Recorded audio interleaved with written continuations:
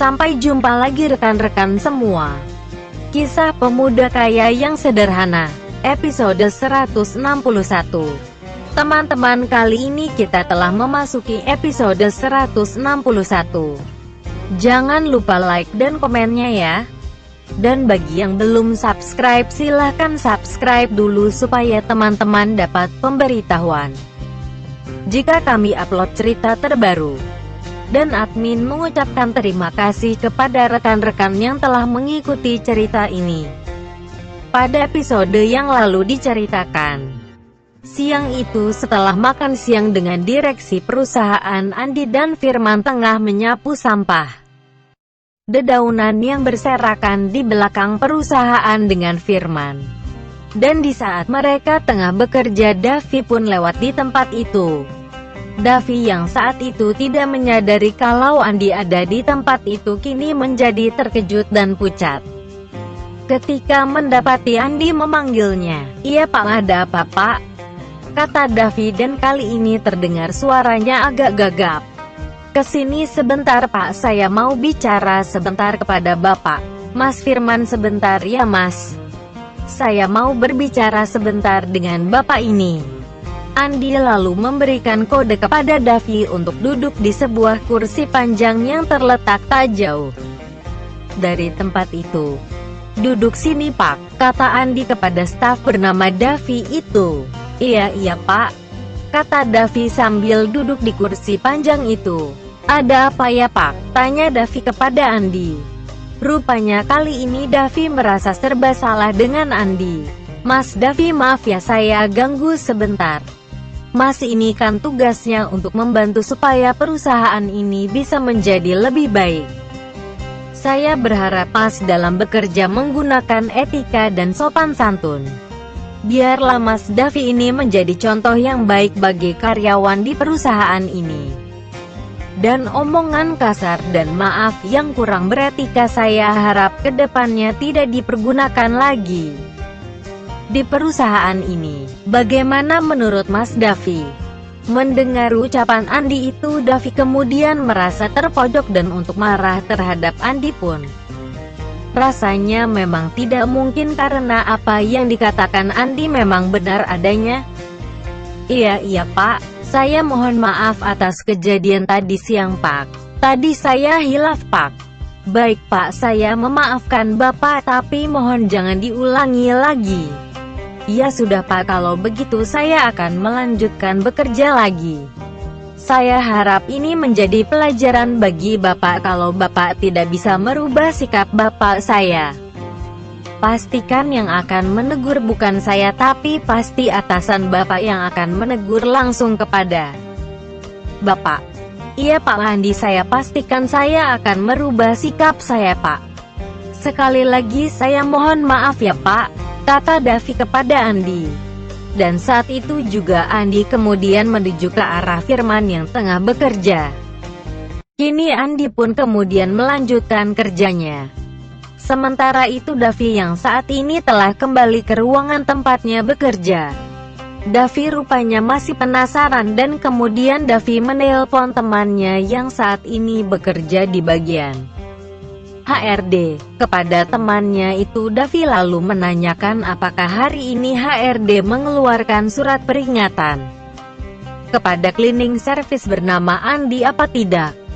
Jika mengeluarkan surat peringatan, maka Davi kemudian bertanya sanksi apa yang hari ini telah diberikan kepada Andi karena Andi hari ini telah tertidur di tempat kerja. Dan rekan Davi itu pun lalu memeriksa sistem komputerisasi di HRD dan dirinya tidak menemukan adanya sanksi yang diberikan kepada karyawan bagian cleaning service. Dan mendengar keterangan dari temannya itu, kini Davi kemudian berpikir jika Andi memang begitu dekat dengan direksi sehingga HRD saja pasti tidak akan mengambil tindakan kepada pemuda itu. Dan kini Davi baru teringat kalau tadi Pak Akmal yang merupakan direktur di bagian HRD juga ikut serta makan siang bersama dengan Andi. Kini Davi benar-benar merasa serba salah dengan kondisi ini. Dan di tengah kondisi ini Davi hanya bisa pasrah jika sesuatu terjadi dengan pekerjaannya di perusahaan ini. Sementara sore itu Andi dan Firman yang telah selesai dengan pekerjaannya. Kali ini Andi berniat untuk pulang kerja. Hari ini Andi berangkat bekerja diantar oleh seorang sopir sehingga sore ini Andi harus naik angkot untuk pulang bekerja. Rupanya Bulina mamanya Andi hari ini ingin Andi pulang ke rumah. Sehingga sebelum jam 5 mobil jemputan dari keluarga Andi telah datang ke perusahaan ini untuk menjemput Andi. Sore ini tampak beberapa staf perusahaan termasuk Davi sedang berkumpul dengan teman-temannya di depan lobi perusahaan. Beberapa direksi telah meninggalkan perusahaan. Andi saat itu berjalan menyusuri halaman samping perusahaan dan tiba-tiba handphone milik Andi berdering. "Pak Sami sudah menunggu kamu di depan lobi, kamu samperin Gi. Mama pingin kamu pulang ke rumah hari ini," kata Bulina di seberang telepon. Dan mendengar permintaan mamanya itu kini Andi hanya bisa berkata, "Baik Ma, kalau Mama maunya seperti itu, Andi akan pulang ke rumah." Andi kini kemudian menyusuri jalan dan menuju ke lobi perusahaan. Biasanya di tempat itu memang mobil berhenti untuk menaik turunkan orang dari lobi maupun ke lobi perusahaan. Dan kini terlihat seorang cleaning service masuk ke mobil mewah dengan dibukakan pintu oleh seorang sopir. Sungguh itu adalah pemandangan yang begitu kontras. Beberapa staf perusahaan termasuk Davi hanya terdiam ketika melihat Andi masuk ke mobil mewah dan dilayani oleh sang sopir. Pemandangan itu terasa begitu aneh untuk staf perusahaan itu. Namun bagi Davi pemandangan seperti itu sebenarnya bukanlah hal yang luar biasa. Terlalu banyak keanehan dan hal janggal yang ada pada diri si cleaning service bernama Andi itu. Wah, gak salah itu Dav. Cleaning service masuk mobil pakai dibukain pintu segala. Wah, seumur-umur aku baru kali ini melihat kejadian seperti ini, kata rekan kerja Davi yang saat itu tengah berada di lobi perusahaan. Sudahlah, ngapain kita memikirkan hal yang gak penting seperti itu. Sekarang mikirnya kita mau kemana nih malam ini, kata rekan Davi. Dan akhirnya sore itu mereka meninggalkan perusahaan itu sekitar 4 orang untuk pergi ke suatu tempat. Sementara itu sekitar jam setengah 8 malam Andi kini telah sampai ke rumahnya. Hari ini rupanya Pak Billy lebih memilih untuk di rumah dan tidak pergi kemana-mana. "Bagaimana keadaan Mama ya?" "Udah jauh lebih bagusan. Makluman Mama kan sudah cukup berumur jadi mudah kaget. Udah pingin punya cucu kalian mamamu," kata Pak Billy sambil tersenyum. Ada-ada saja ayah ini," kata Andi kepada ayahnya.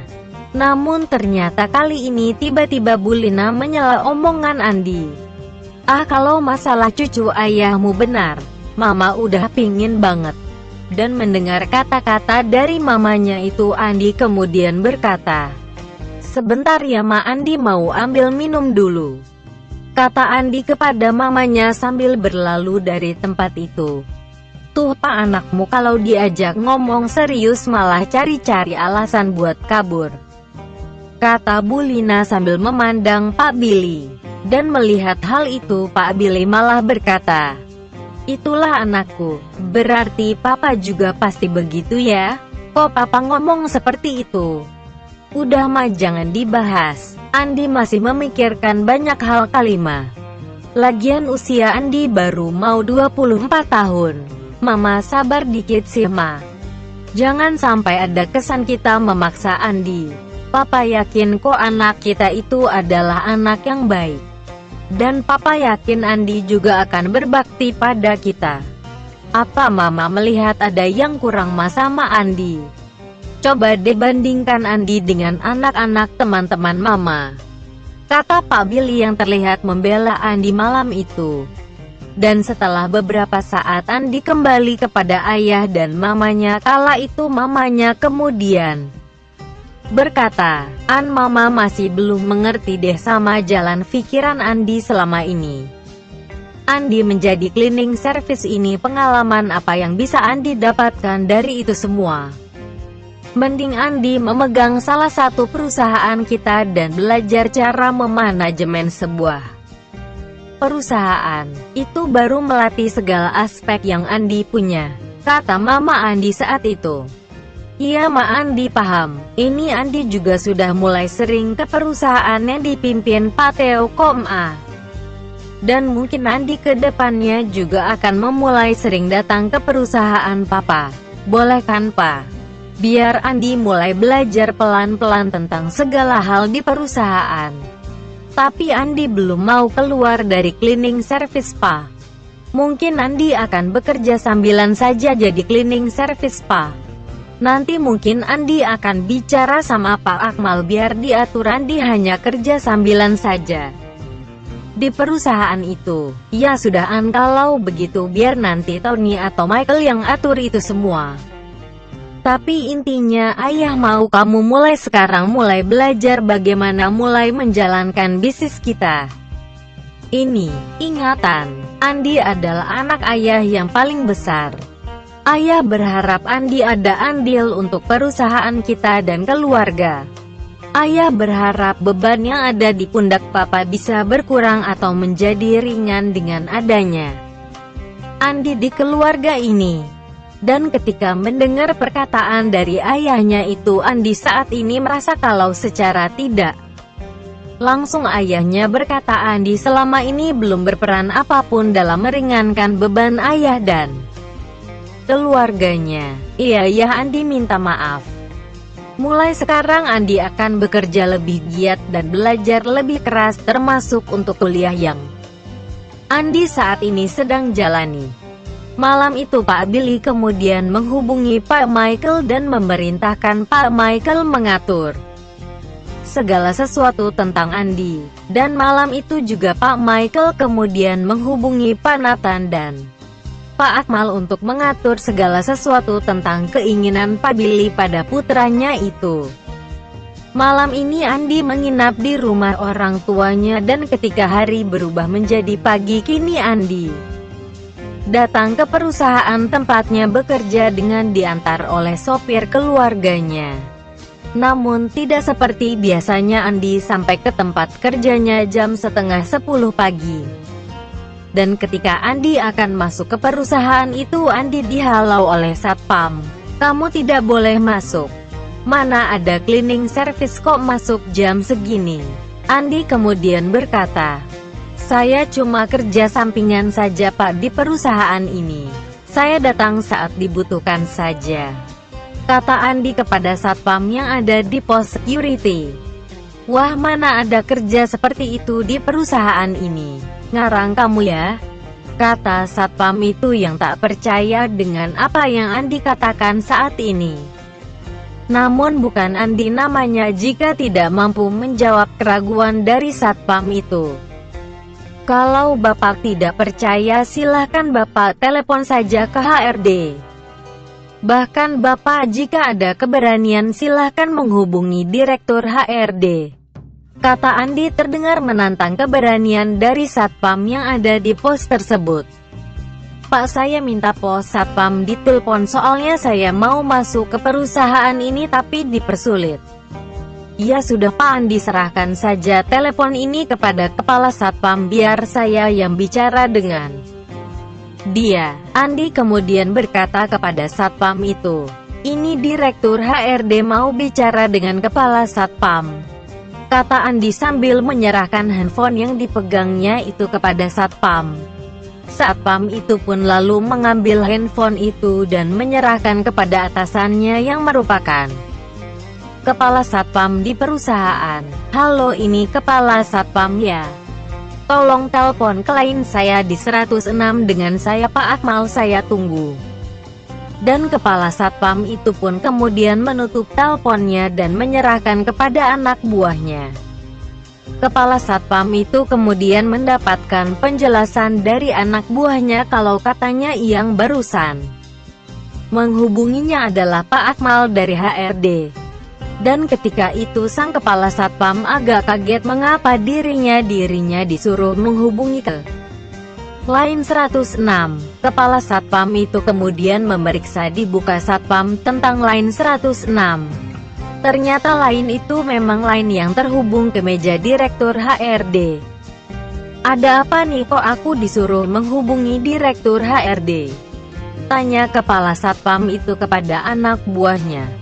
Dan kepala Satpam itu kemudian mendengarkan penjelasan dari anak buahnya tentang seorang cleaning service yang datang pukul setengah 10 pagi. Kepala Satpam segera memencet line 106 dan tak berapa lama kemudian tersambung ke Pak Akmal selaku Direktur HRD. Selamat siang Pak, saya Dani dari Pos Security. Ada apa ya Pak, kok tadi anak buah saya bilang saya diminta menghubungi Bapak? Kata kepala Satpam yang bernama Dani itu dengan sopan kepada Pak Akmal. Oh kamu Dan, begini dan itu ada cleaning service bernama Pak Andi, tolong jangan kamu tahan-tahan Dan. Soalnya Pak Andi itu di sini saat ini hanya sampingan dan itu para direksi yang meminta Pak Andi datang ke perusahaan ini karena ada beberapa hal yang mesti dia lakukan. Tolong ya dan jangan kamu halangi Pak Andi. Ya sudah begitu saja dan kalau belum jelas kamu hubungi ke nomor ini ya Dan. Kata Pak Akmal kepada Dani si kepala security. Dan akhirnya Andi dapat masuk ke perusahaan itu atas bantuan Pak Akmal. Siang itu Andi kemudian menuju ke ruang Pak Akmal. Dan Andi kemudian mengutarakan kalau saat ini dirinya hanya kerja sampingan saja di perusahaan ini karena ada banyak hal yang harus diurusinya. Dan ternyata Pak Akmal sudah mengetahui semua ini dari informasi yang diberikan Pak Michael semalam. Iya Pak Andi, saya sudah mendapat infonya dari Pak Michael. Memang lebih baik Pak Andi jangan jadi cleaning service. Kami jadi sungkan Pak. Kata Pak Akmal kepada Andi. Iya Pak, saya paham tapi saya memang ingin merasakan dan belajar. Bagaimana saya jika saya merangkak dari bawah biar saya kelak di kemudian hari bisa menjadi orang yang lebih berempati pada sesama dan lebih peka dalam melihat berbagai keadaan di perusahaan. Pak mohon disampaikan berita ini kepada bagian cleaning service ya Pak. Terutama ke Pak Dimas. Mungkin Bapak bisa bilang saya sedang kuliah sehingga atas kebaikan perusahaan saya saat ini hanya sambilan saja jadi cleaning service-nya. Kata Andi kepada Pak Akmal karena Andi saat itu merasa tidak enak jika harus berbicara langsung kepada Pak Akmal dan teman-temannya. Itulah kisah pemuda kaya yang sederhana episode 161. Terima kasih kepada rekan-rekan yang sudah mengikuti cerita ini.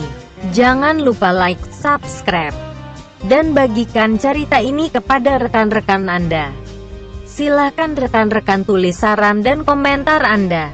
Dan mari kita majukan channel ini, supaya kita bisa terus menikmati cerita ini. Terima kasih.